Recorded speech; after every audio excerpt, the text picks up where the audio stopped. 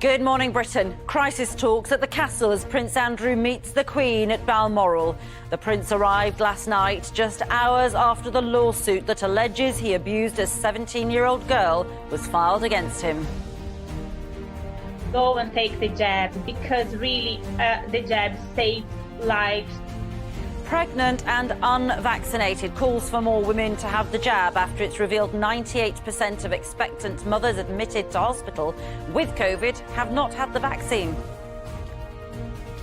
Heroes welcome. Two of the Olympic Team GB star silver medalist weightlifter Emily Campbell and gold medal winning boxer Galal Yafai will be live here in the studio. And has the curse of Strictly struck already, as reports that one of the professional dancers has tested positive for COVID? We'll have the latest on fears of filming delays after rumours that the crew are now in isolation. A dry, fine start to the day, but then clouding over with outbreaks of rain in the far north and west, and then there's rain on the way as we head into the weekend. We'll have all the details of that and more live from the beautiful Isles of Scilly. Wednesday, 11th of August 2021. Live from Television Centre in London, this is Good Morning Britain with Ranvir Singh.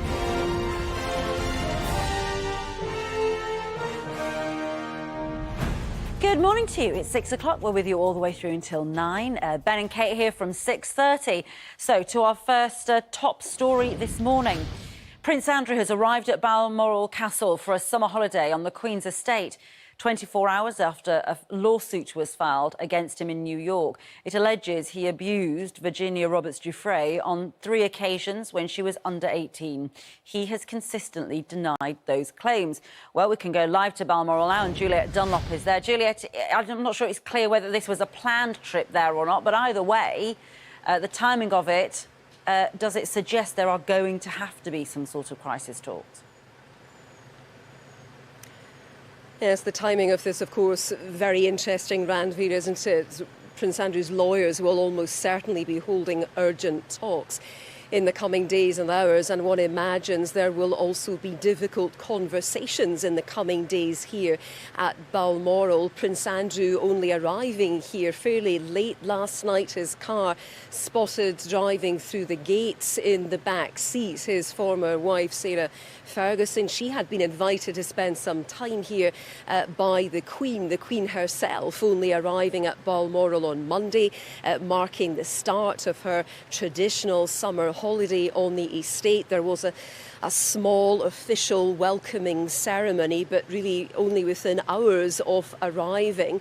The Queen learning of this latest development that a lawsuit had been filed in New York alleging that the Duke had abused, as you say, a 17-year-old in New York, the US Virgin Islands and in London. Now, Prince Andrew has always denied these claims. He has denied having any sexual relationship with Virginia Giuffre, then Virginia Roberts, or of knowing her. This despite the existence of a photograph of the two smiling, looking relaxed, the Duke with his arm around Miss Roberts. The Duke has also suggested that that photograph itself may possibly have been doctored. Now, she claims she was introduced to Prince Andrew by Jeffrey Epstein himself, then convicted of sex trafficking and a former friend and associate of the Duke. Now, so far, he has declined to comment. Officially, he has 21 days to respond, but legal experts, Ranvir, saying that this could well now drag on for some time. This is not going to go away, and silence may not be the answer to this. Certainly, this is potentially very damaging and a very difficult situation for the Prince and the royal family. Juliet Dunlop at Balmoral, thank you. A record number of pregnant women were admitted to intensive care with COVID last month, according to new NHS figures. Doctors estimate that concerns about the safety of the jab have led to hundreds of thousands of expectant mothers not being vaccinated. Michael Billington is at Bradford Royal Infirmary. Michael, staff there are running clinics, aren't they, to reassure pregnant women that actually the jab is safe for them and their unborn baby. Yes, Ranvir, a real concerted effort to get more jabs into arms here, because unvaccinated pregnant women who get COVID are far more likely to end up in intensive care. Now, the reason more women haven't accepted the vaccine, well, it's being blamed on a lack of clear messaging. Initially, it wasn't offered to expectant mothers because pregnant women weren't included in the clinical trials. But now, with more than 180,000 women across the UK and the US vaccinated without safety concerns, the message from medical experts is clear that the risk to pregnant women from the virus is far greater than any risk posed by the vaccine. Mum-to-be Kate LeBroy got the COVID vaccine after heading to a walk-in clinic in Newcastle. So I'm 32 weeks pregnant. I've been a little bit worried about getting the jab just because of the unknown side effects on everything, on myself, on the baby. But yeah, no, I've decided to make the decision to have it now, I think being in my 3rd trimester. This is just one of dozens of pop-up clinics across the country encouraging expectant mums to get the jab. Doctors are concerned vaccine hesitancy is still widespread. Latest figures show 98% of pregnant women admitted to hospital with COVID are not vaccinated, and that in England, Wales and Northern Ireland, 66 expectant mothers ended up in intensive care last month, the highest number since the pandemic began. Larissa Carl caught COVID after just 1 jab and is now keen to get the second. Feel safe and go and take the jab, because really the jab saves lives. Now we're advising all women who are pregnant to be vaccinated, and that's in light of the evidence to support safety. Doctors hope that clearer messaging will now persuade any reluctant mums-to-be to come forward. Michael Billington, Good Morning Britain. British holidaymakers on the Greek island of Skiathos say they feel much safer after the country's tourism minister revealed 95% of the local population had been vaccinated against COVID. Greece is on the UK's amber travel list, which means returning holidaymakers do not have to self-isolate if they have been double jabbed themselves. Well, Jonathan Swain is on Skiathos, and Jonathan, slightly calmer environment for you and your camera crew today, as opposed to the wildfires that you've been covering there. And actually, positive news, really, there, the vaccination programme, which, you know, the UK has been doing very well, and actually is doing very well there too. Yeah, morning, Ranvir. Firstly, I think I should apologise for where we are this morning. I know people at home are desperate to get away on holiday. And just take a look at all of this. Skiathos and Greece is definitely open for business. And we were chatting to the mayor last night, who said that, yes, 95% of the over 18s on the island have all been vaccinated. And that's to try to make, yes, local people safe, but also tourists feel safer here as well. And there was perhaps little outbreak of COVID on the island of Skiathos and other Greek islands in the first place anyway. And look, I know there's been such a lot of uncertainty, a lot of paperwork to try to get out on holiday at the moment, but chatting to British holidaymakers here last night, and there are a lot of them here on the island of Skiathos, it really was busy last night, they said that once you're actually here, it is relatively easy, particularly for those that have been double jabbed. And the British market is really important to Greece. Some 3.5 million people normally travel here every year, spending something like £2.5 billion. But Ranvir, you alluded to it there. Where we are today is such a contrast from where we've been over the last couple of days. Just over there is the island of Evia. That is not mist in the background, that is smoke. Sadly, the fires are still burning over there. And where we are could not be more different. It is hell on earth over there. Here in Skiathos, people just enjoying a holiday. Back on the beach, carefree days and not a thought about COVID. It's taken a while to feel the warm seas and sand under our feet and a cool drink in the evening sun. Apart from last year, this group of friends from Oldham are regulars to Skiathos. The paperwork was difficult to fill in, but once you've got over that, and it's fine. No problems on the plane, and getting into Skiathos, no problems at all. Jodie is 24 and she can holiday here because she's double jabbed, but many of her friends are missing out. I know that a few girls in work have had struggles with it because they're going to have to isolate when they get back. So they've not been able to go on holiday, they've had to cancel. How are you? Nice to see you. Before I could have a drink, I had to show proof of both my vaccines. Libby and David own the Old Port House Bar in Skiathos town. They're being strict about the rules that all businesses should follow. The Greek government insists that anywhere inside, bars, tavernas, nightclubs, you have to produce a double vaccination certificate. We have to abide by the regulations. Heavy fines if we don't.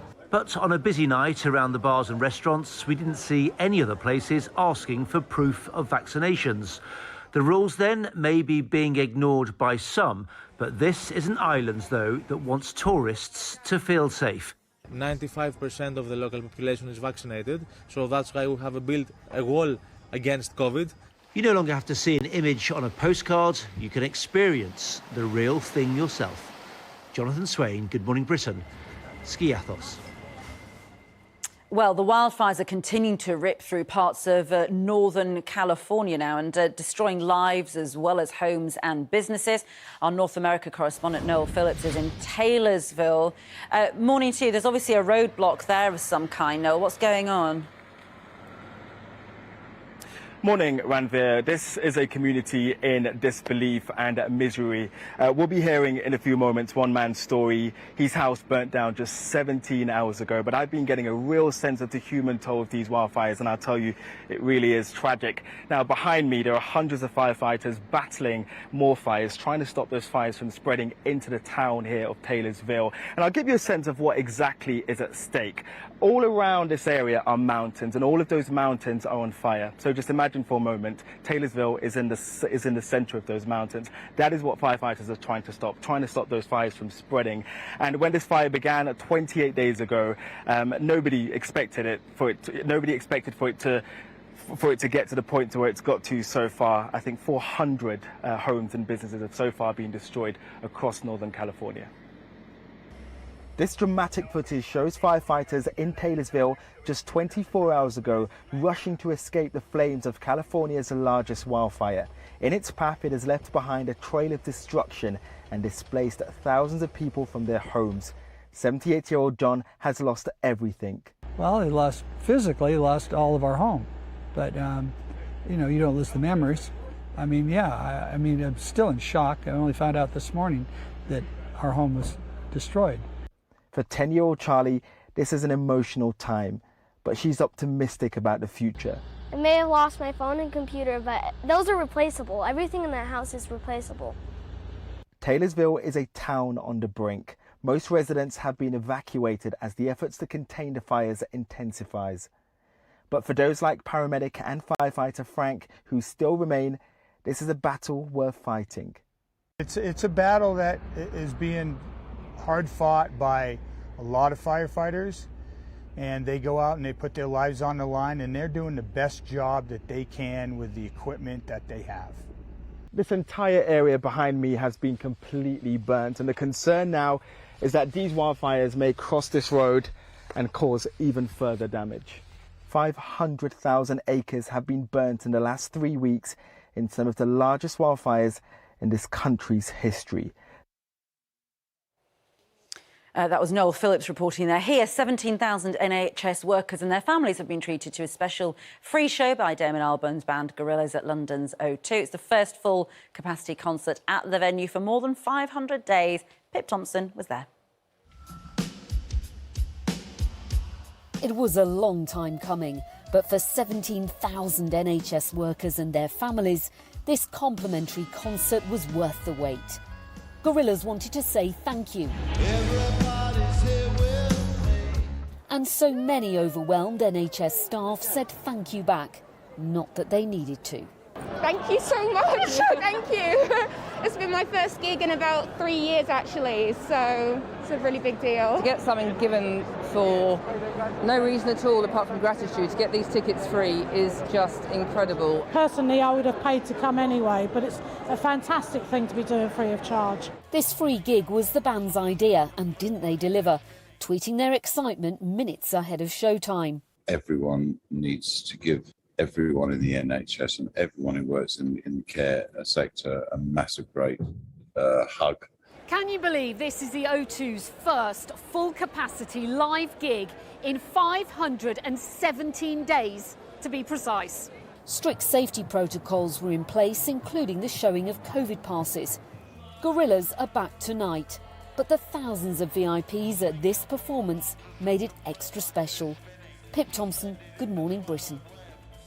Well, from gorillas to seals, Laura's on the Scilly Isles, where we're hoping to spot a few, aren't we? Ranvir is the Isles of Scilly. Never say Scilly Isles. It's the Isles of Scilly. When I look at you, I just think silly. Sorry. People weren't very happy. That's what my little Charlotte's saying. She's going, Mummy, you go to a silly island. That's what she thinks I am. But yes, this is where I am this morning. Can I just tell you, it is absolutely beautiful here. The Isles of Scilly, there are 150 little islands. It's called an archipelago, a cluster of small islands. 5 of them are inhabited, and we're on St Martin's here this morning. It is so beautiful, it is so tranquil. The place here, though, relies on tourism. During the pandemic, when they were closed, 85% of their industry is tourism. 70% of people who live here are employed through tourism. So the whole of the lockdown and pandemic was absolutely terrible for them. They're so excited to be open. Now, we had planned here to come and see Wally the walrus. There were stories way back in March about how he arrived here at the islands. He caused havoc trying to get on people's fishing boats, caused absolute mayhem before he travelled off to Spain, then came back. But last Tuesday, he was put on a little raft, given some food, and he's heading back towards Svalbard in his 2,000-mile journey. So he is gone, but we're going to be finding out more actually about how the impacts of climate change have been affecting the island. Can I just show you how absolutely beautiful it is? It's the first thing this morning. The sunrise here is a lot later than it is across the rest of the UK, just about 7 minutes past 6, sorry. This is a very small little coast here, and it's absolutely beautiful. Small children were jumping off here yesterday. We're heading out on a boat, and hopefully, yes, seeing some seals later on this morning. Weather-wise, it's a little bit breezy, probably just because we're on the coast, but for many of us, it's looking largely fine and dry. There's plenty of sunshine around for the southern and southeastern areas today, but it clouds over from the north and west, and that brings with it outbreaks of rain. Most of the rain will be through northwest Scotland, Northern Ireland, before it heads its way to Wales and southwest England later on this afternoon. Central and eastern areas fine, dry and sunny in the sunshine today. Top temperatures of 23 or 24 degrees. It's more of the same tomorrow, sunny in the south and east, but cloudy in the north and west. Thank you so much, Laura. We shall see you on the Isles of Scilly shortly. Good Morning Britain is here all the way through till 9. Ben and Kate here from 6:30 after games like no other. Team GB's Olympic heroes Galal Yafai and Emily Campbell here live in the studio. We'll be celebrating their remarkable wins with them. And Strictly's COVID chaos reports that one of the professional dancers has tested positive for COVID. Will Njovu has all the latest entertainment news, including that. First, let's get the news, travel and the weather where you are.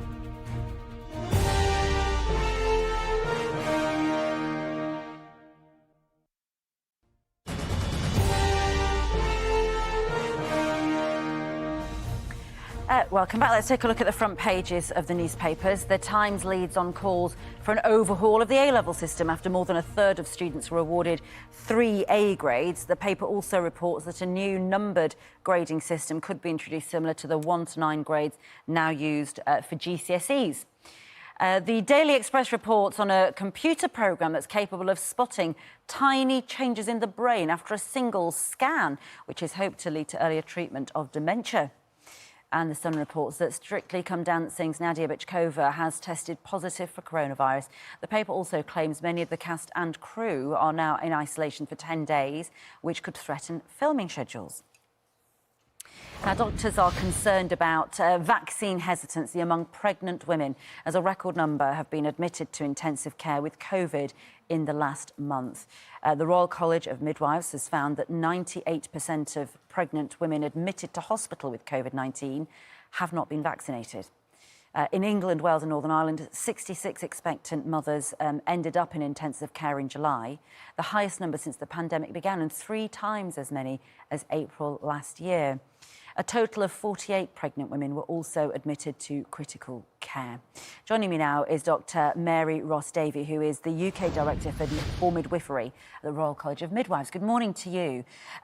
So just in terms of the numbers of women, pregnant women now being admitted for serious, care in hospital, presumably that's because for the last year or so, since they've become pregnant, whenever that may be, they've actually been isolating or at home like most of us have. And now that society has opened up, actually cases amongst lots of people who are unvaccinated have gone up. How serious is it for a pregnant woman, though, to get COVID? Yeah, so it is partly to do with opening up, and that situation is leading to more infections. But also what we're seeing is that this Delta variant is leading to more serious illness among pregnant women. And so what we're seeing is an average age of around 32 for pregnant women who are needing to be admitted to intensive care when they get really unwell with COVID-19. And as you said in the bit before this, that 98% of those women who are admitted to intensive care haven't been vaccinated.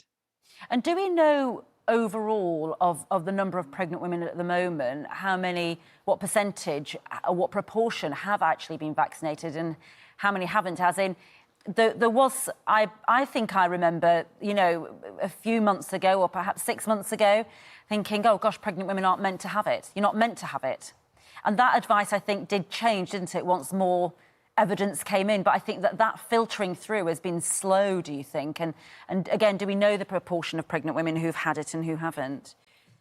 Yeah, you're so right. There has been, a shift in advice as evidence has changed, and we need to do that. And we've needed to do that throughout the pandemic. We need to rely on the evidence and see what's happening in order to make sure that the advice fits with the evidence. So there are two key bits of evidence that we need to rely on. So how severe is the illness for pregnant women? So right at the beginning of the pandemic, we did state that pregnant women were vulnerable. We were basing that on the fact that flu and other things like swine flu affected pregnant women more severely. So we thought that was very likely that would happen with COVID-19, and that has actually happened. So we see that pregnant women are more severely affected, particularly near the end of pregnancy, than non-pregnant women.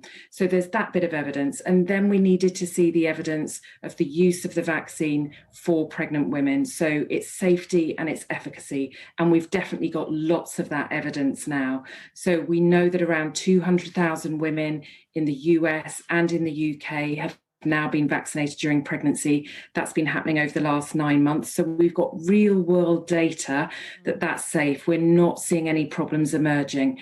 There are also studies that have been happening with pregnant women during that time, with over 42,000 women. And we're not seeing an increase in fetal abnormalities or miscarriage or stillbirth or all of those things that pregnant women naturally worry about when they're pregnant with this vaccine.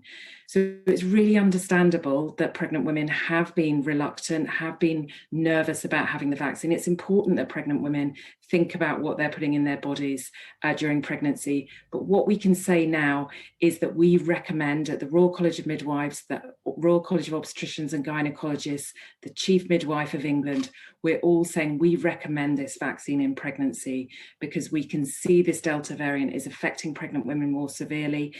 And we can see that the vaccine is effective and it isn't dangerous to the baby. So we heartily recommend it. Well, Dr. Mary Ross-Davey, you couldn't be clearer, and we appreciate that clear message because I think that has partly been the issue, hasn't it, the clarity of the message. So we thank you very much for doing that this morning. It's a pleasure. Now, Will Njovu is here with a clear message on the entertainment news. We're talking about Strictly this morning, actually, where things are far from clear, funnily enough, about what might happen next. Yeah, some proper unexpected news this morning. Strictly Come Dancing has been hit with a COVID crisis. That's according to reports that say professional dancer Nadia Bechkova has tested positive for the virus just days into filming for the new series. What is going on? There are claims the show's crew and cast must now isolate for 10 days, and even speculation that the screening of the launch show could be delayed too. This is not what we need right now, honestly. You remember what happened last year, right? Nicola Adams and her partner Katja Jones were forced to leave after Katja tested positive for the virus. This year's reported setback came after it was revealed that presenter Dan Walker and Corrie star Katie McGlynn are set to join this year's celeb lineup. Boy, oh boy, oh boy. It was really make or break in last night's episode of Love Island for Faye and Teddy, who are now back on. Thank you. Obviously, after last week's drama, Faye reflected on her behaviour towards Teddy and finally decided to pull him up for a chat where she was full of apologies. Let's take a look. No beating around the bush. I am really sorry for the way I spoke to you. Like, really sorry. There's no excuse for the way I spoke to you or how I raised my voice, and no one should have someone speak to them like that. I mean, I wish you did it sooner, But, you know, big up to her, man. Big up to her for apologising. I feel like they'll finally be able to move past that and work in their relationship. But just as we thought things were going to calm down in that place, another new bombshell entered the villa. Brett has his eyes on Millie, Kaz and Mary. But the question is, will they stay loyal? We're going to have to wait and see. Love Island returns to ITV2 tonight at 9 p.m. And listen, I am loving this new trailer, which has just been released for the upcoming musical film everybody's talking about, Jamie. It was a massive hit in the West End, and the film stars actor Max Harwood as an aspiring drag queen called Jamie New. Richard E. Grant stars as his mentor, Miss Loco Chanel, and former Corrie actress Sarah Lancashire stars as his supportive mum. Let's take a look. Pretty, I got something to show you. You gotta swear not to tell anyone. Tell anyone what? I want to be a drag queen. Oh my days. So, why do you want to be a drag queen? Because it's all I ever dream of. And when I close my eyes, it's all I can see.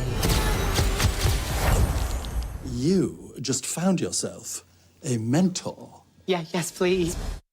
Yes, yes, yes, I'm here for it all. Someone get me in some heels. Honestly, everybody's talking about Jamie. It's coming to Amazon Prime Video on the 17th of September. That's all for your entertainment news. Back to you, Ranvir. I'm not sure what size you are, but I've got a size 6 heel here for you. I'll take them. Like I'll take them. I'll happily take them. I'll send it over in a minute. Ben and Kate will be here in just a moment. First, let's take a look at the weather. With Laura, who is on the Isles of Scilly. Phew, today's going to be a boiler. Boxed air conditioning. Proud sponsors of Good Morning Britain National Weather. Good morning, Ranvir. You'll never forget that, will you?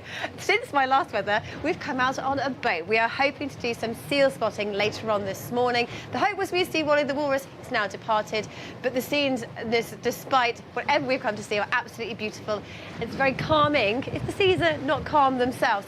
Weather-wise, let me tell you, it's a story of fine weather to start, but clouding over. So we have a low pressure sitting to the northwest of the UK. That's set to spill a band of rain through northwestern areas as we head through the day. So a fine dry start and turning increasingly cloudy, wet and windy. So this morning we have cloudier skies moving in across the far north and west. That will slowly spread its way through western Scotland, Northern Ireland, then later on this afternoon through Wales and southwestern areas of England. More as a band of cloud and some patchy drizzle. Southeastern areas with the best of any sunshine have the best of any temperatures, 24 or 25 degrees. Through this evening and overnight tonight, that whole band of rain slowly moves its way eastwards. But then actually we pretty much repeat our weather all over again tomorrow. Northwestern areas cloudier with a chance of rain and drizzle. Southeastern areas largely dry. And then as we head into the weekend, there is lots of uncertainty to the detail actually, because it looks like through Friday and Saturday it could be largely dry for southeastern areas, still fairly warm, cloudier and wetter for the northwest. But at the moment it looks like it turns increasingly wet and windy as we head through to Sunday. For the weather where you are in detail, go to itv.com/weather.